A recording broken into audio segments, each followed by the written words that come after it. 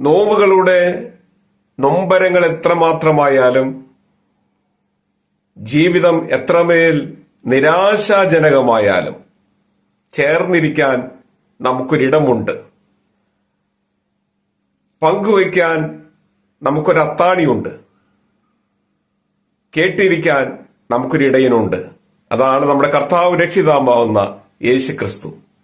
നൊമ്പരങ്ങളുടെ മധ്യേ, വേദനകളുടെ മധ്യേ, ജീവിതത്തിന്റെ വ്യാകുലതകളുടെയും വേവലാതികളുടെയും ഇടയിൽ ചേർന്നിരുന്ന് ആശ്വസിക്കാൻ നമുക്കൊരു നെഞ്ചുണ്ട്. കർത്താവ് രക്ഷിതാമാവുന്ന യേശുക്രിസ്തു. വലിയ നോമ്പിന്റെ അനുഗ്രഹീതമായ ദിനങ്ങളിലൂടെ കടന്നു പോകുമ്പോൾ കഴിഞ്ഞ കാലങ്ങളിൽ നമുക്കുണ്ടായി മുറിപ്പാടുകൾ നമ്മെ അസ്വസ്ഥമാക്കുന്നുണ്ടാകാം. വർത്തമാനകാലത്തിന്റെ